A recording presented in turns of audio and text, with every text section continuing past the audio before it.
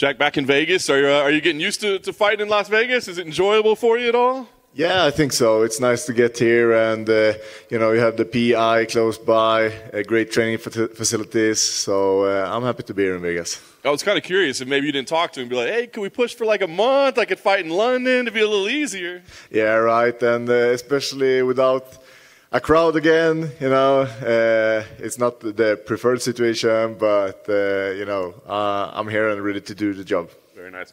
Main event again as well. I mean, do you enjoy it? Do you enjoy being the headliner and the added responsibilities and all that comes with it? Absolutely. I'm super happy to be in this position.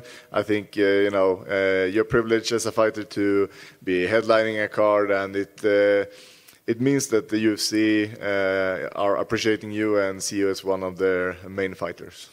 You don't strike me as a guy that loves to talk trash or try to sell fights. I mean, does that part of it? Do you feel like, they expect me to do something like that? No, I think my skills speaks for themselves, and it's nice with diversity and different personalities, so not everybody has to be the bad guy. Very nice. I guess Sean Strickland doesn't mind being the bad guy, right? What do you make of him as a character? I mean, are you entertained by him? Are you put off by him? Like, what do you think about him? No, I'm mostly entertained by it. You never know what you get with him, and our relationship are friendly, but at the same time, he's a loose cannon. You never know what kind of jump out of his mouth. Yeah, exactly. Do you think he'll try to, the face-off, and, do you think he'll try to get to you a little bit, play a little mind games? I don't think so during the face-off, but during the fights, definitely.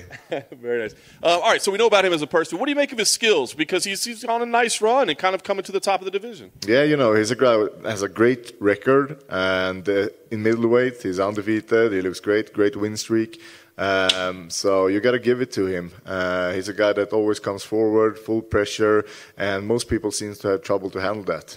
Yeah. How about yourself? I mean, what do you feel about your career as of late? You had a couple setbacks, but again, I mean, we're talking about the best of the best. So, I mean, where do you feel that you're at in your career right now? I feel I am at my peak right now, and I'm just getting better. And as you mentioned, it has been a few up and downs, but the margins for error are so small in this sport, and I just need to put everything together. And when I do that, I know that I can become the best. Are you thinking at all about where this puts you? I mean, there's kind of the top of the divisions fighting next month. It seems like there'll be some big fights available. Are you thinking about what comes next at all? Yeah, all the time. I'm always trying to find my way up there, and you have a couple of guys that are fighting, and it's going to be interesting to see how it goes. But I feel I'm, with a great win here, I'm putting myself next in line.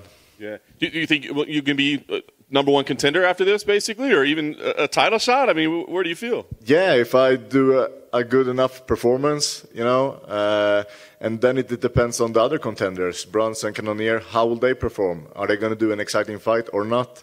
We had a lot of rematches lately. Vittoria against Adesanya, now Whittaker against Adesanya. Do we want to see Bronson against Adesanya? I'm not sure. I think people want to see Jack Hermansson and Adesanya. I like it. You talked about him talking during the fight and stuff. Is that a good thing for you or a bad thing? I mean, do you have to make sure you keep yourself calm, or do you kind of like being fired up a little bit so you can teach him a lesson? I think it can be annoying, but I ask my sparring partners to do the same, just be prepared for it, and I'm visualizing it, so I'm ready for whatever is coming out of his mouth or whatever techniques he's throwing at me. Nice. Do the sparring partners enjoy talking shit to you, basically? Yeah, I think so. Nice. Last thing for me, you said it, man. You do something impressive here. Now your name gets in there. So do you go in the cage thinking, let's do something impressive? Do you push more to do something spectacular? You're always trying to do your best, but I visualize it. It's in my mind. I don't want to do a tough, long, grueling fight against Sean Strickland. I want to have a perfect performance. So precision, perfection, early, nice, clean victory, dominance. That's what I'm looking for.